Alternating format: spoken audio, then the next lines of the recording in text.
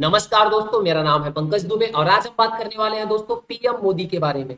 दोस्तों यहाँ पे आप देख सकते हो डोनाल्ड ट्रंप बोल रहे हैं कि देखिए, मैं भारत की बहुत रेस्पेक्ट करता हूं, लेकिन भारत को जो मिलने वाला है $21 million for India voter turnout, वो जो पैसा यूएस फंड करने वाला है वो पैसा मैं भारत को नहीं दूंगा।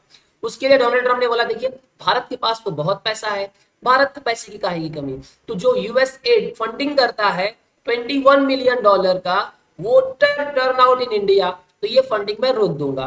क्योंकि देखिए, ये फंडिंग इसलिए करता था यूएस, तो यूएस ये बोलता था देखिए जाइए तुम इक्वालिटी के लिए वोटिंग करिए, फ्रीडम के लिए वोटिंग करिए, भारत में डेमोक्रेसी जिंदा नहीं है, जाइए वोटिंग करिए। तो डोनाल्ड ट्रंप बोल रहे हैं भाई साहब, इस सब के लिए पैसा हम क्यों दें।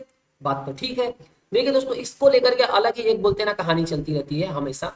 देखिए, ये है जॉर्ज सोरोस, इनका एक एनजीओ है दोस्तों। उस एनजीओ को फंडिंग करने का काम कौन करता है? US add. यूएस एड जब फंडिंग करता है इनके एनजीओ को, तो वे फिर देखते हैं कि देख अलग अलग कंट्रीज में देखते हैं, ना खाली इंडिया, बहुत सारी कंट्रीज में जैसे बांग्लादेश या अदर कंट्रीज रहती है, उसमें ये देखते हैं कि वहां पे जो रूलिंग गवर्नमेंट है वो क्या अमेरिका को फेवर कर रही है या नहीं कर रही है। जब इनको लगता है कि हाँ, वो कंट्री इस समय जो रूलिंग पार्टी है वो अमेरिका को फेवर नहीं दे रही है, ठीक है, तब उसकी सरकार गिराना रहेगा। अब उसका उस कंट्री के अंदर तख्ता पलट करने की पूरी प्लानिंग जॉर्ज सोरोस के द्वारा बनाई जाती है। और उसमें एलिगेशन ये लगता है कि उनके कनेक्शन और राहुल गांधी के साथ में है। बार बार ये रिपोर्टें छपती हैं, बहुत सारी चीजें यहाँ पे सामने भी आई जिसमें एक प्रॉपर कनेक्शन देखने को मिलता है। अब ये सब चीजें चल रही थी, तो कांग्रेस के द्वारा यहाँ पे दोस्तों बोला गया कि देखिए, हमने भी कुछ चेकिंग की है, हमने भी कुछ इंफॉर्मेशन निकाला है। जो रियल जॉर्ज सोरोस का एजेंट है वो स्मृति ईरानी है। इनका यूएस एड का कनेक्शन इन लोगों ने दिखाया और बोला देखिए, यहाँ पे बोला रसोड़ी में कौन था, तो यहाँ पे बोला गया देखिए, स्मृति ईरानी को भाई साहब अपॉइंट किया गया था goodwill ambassador to India by US aid for WHO ORS programme for 3 years. अब ये जब बोला गया कांग्रेस के द्वारा, तो बीजेपी ने बोला ठीक है भाई, उस समय तो स्मृति ईरानी बीजेपी ज्वाइन भी नहीं की थी, और जब वो 2002 से लेकर के 2005 के बीच में जो अपॉइंटमेंट उनको मिला था, उस समय उनकी बहुत ही बोलते ना पॉपुलैरिटी एकदम हाई लेवल की थी। जो टेलीविजन पे जो सीरियल आता था, क्योंकि सास भी कभी बहू थी, तो इन सब चीजों को रख करके उनको ये जो पद दिया गया था, तो उसमें कौन सा लिंक कनेक्शन आप जोड़ रहे हो। तो ये दोस्तों बोलते हैं ना, दोनों पार्टी के साथ दोनों पार्टी एक दूसरे के ऊपर दोषारोपण लगा रही है। लगे हाथ दोस्तों, खबर ये भी आई कि देखिए, जैसे ही पीएम मोदी की मीटिंग हुई थी एलन मस्क के साथ में यूएस के अंदर, अब खबर ये आ रही है कि टेस्ला बोल रहे भैया, अब इंडिया के अंदर हम क्या करेंगे, हायरिंग करेंगे, लोगों को जॉब पे रखेंगे। यहाँ पे आपने देखा होगा पीएम मोदी 2 बार मिले थे एलन मस्क से। अपने एलन मस्क अपने बच्चों को भी लेकर के आए थे, पीएम मोदी ने उनको यहाँ पे बुक दी थी टैगोर की और पंचतंत्र की। अब यहाँ पे खबर ये आ रही है दोस्तों कि टेस्ला क्या कर रहा है, हायरिंग स्टार्ट कर दिया है इंडिया के अंदर। अब ये बोला जा रहा है देखिए, टेस्ला अपॉइंट करेगा लगभग 13 रोल्स के लिए कैंडिडेट्स, जिसमें customer facing back and jobs रहेगा, टेस्ला का एडवाइजर, इनसाइड सेल्स एडवाइजर, ऐसे बहुत सारे मल्टीपल पोस्ट यहाँ पे दोस्तों आपको देखने को मिल रही होगी। फिर ये बोला गया देखिए, टेस्ला क्या मालूम लंबे समय से कोशिश कर रहा था कि भारत के अंदर आऊं, भारत के अंदर बिजनेस करूं, लेकिन भारत के अंदर जो हाई इंपोर्ट ड्यूटीज है उसकी वजह से टेस्ला हमेशा बाहर ही रहा। अब भारत ने क्या किया, रिड्यूस कर दिया कस्टम बेसिक ड्यूटी दोस्तों। जैसे जो कार की प्राइस अगर $40,000 से ज्यादा रहेगी, तो उस पर कस्टम ड्यूटी कितनी लगा देते थे, यहाँ पे टैरिफ जो बोलते हैं ना, टैक्स मार देते थे हम लोग 110% तक का। तो उसको कम करके दोस्तों बता दिया गया है 70% तक कर दिया गया है यहाँ पे।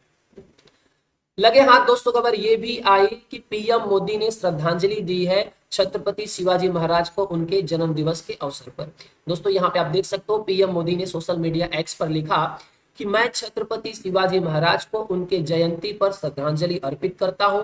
उनकी वीरता और उनके दूरदर्शी नेतृत्व ने स्वराज्य की नींव रखी तथा पीढ़ियों को साहस और न्याय के मूल्यों को बनाए रखने के लिए प्रेरित किया। उन्होंने कहा वह हमें एक मजबूत, आत्मनिर्भर और समृद्ध भारत के निर्माण के लिए प्रेरित करते हैं। साथ ही साथ दोस्तों, शिवाजी का जन्म 1630 में हुआ था, 1630 में हुआ था। शिवाजी ने अपना साम्राज्य स्थापित करने के लिए मुगलों सहित अपने उस समय के कई मुस्लिम राजाओं से लड़ाई लड़ी। मराठा साम्राज्य के सबसे शक्तिशाली साम्राज्यों में से एक माना जाता है। शिवाजी महाराज ने केवल सैन्य कौशल के लिए बल्कि प्रशासनिक कौशल के लिए भी जाने जाते हैं। दोस्तों ये बोला गया है पीएम मोदी के द्वारा।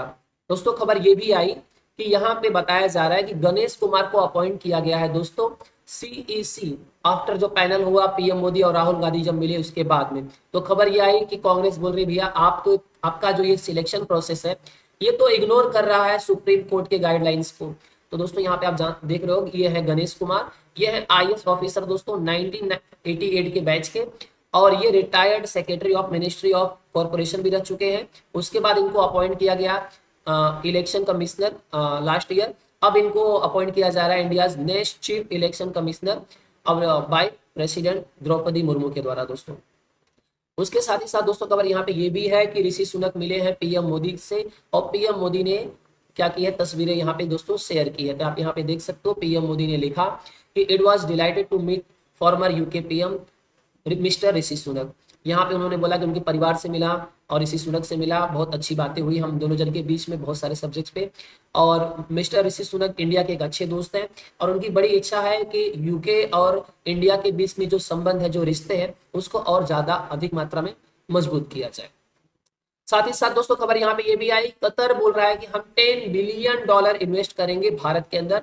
जैसे पीएम मोदी और कतर के अमीर मिले, उसके बाद दोस्तों ये अनाउंसमेंट हुआ, कतर कमेटी के द्वारा बोला गया है कि हम $10 बिलियन इन्वेस्ट करेंगे भारत के अंदर।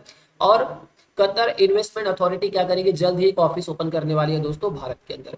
अगर मैं इंडिया और कतर के ट्रेड के बारे में बात करूं दोस्तों, तो भारत कतर को बेचता है $1.82 बिलियन का सामान, और कतर भारत को बेचता है $12.9 बिलियन का सामान दोस्तों कतर भारत को बेचता है, जिसमें से भारत कतर को बेचता है 2023 के डेटा के हिसाब से राइस बेचता है $154 मिलियन का, ज्वेलरी $127 मिलियन का, कार्स $94.4 मिलियन का। वही कतर भारत को बेचता है बेसिकली पेट्रोलियम गैस $9.71 बिलियन का, क्रूड पेट्रोलियम $1.27 बिलियन का, और रिफाइंड पेट्रोलियम $526 मिलियन का।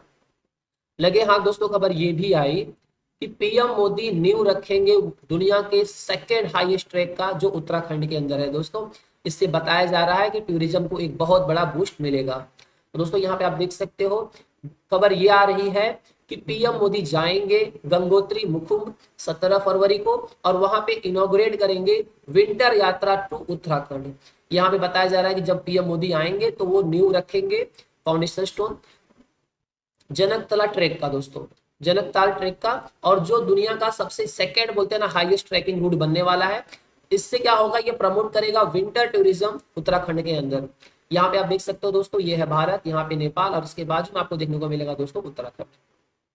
यहाँ पे ये भी बताया जा रहा है कि देखिए जो ये इनकरेज किया जाएगा एडवेंचर्स को कि भैया आप उस स्थानों तक जा सकते हो जहां तक आप पहले नहीं जा पाते थे। जैसे ये नींव रखी जाएगी तो अब ये कनेक्ट करेगा जडोंग से सोनम वैली तक लोग अब क्या करेंगे, जो पर्यटक रहेंगे वो जा पाएंगे। और इसमें सेवरल इवेंट्स भी बनाए जाने वाले हैं दोस्तों, जैसे मोटर बाइक रैली की जाएगी, ATVA RTVA रैली के द्वारा की जाएगी दोस्तों। तो आई होप सो दोस्तों आपको ये वीडियो पसंद आया होगा। दोस्तों अगर वीडियो पसंद आया होगा तो वीडियो को लाइक करके हमारे चैनल को सब्सक्राइब कर लीजिएगा।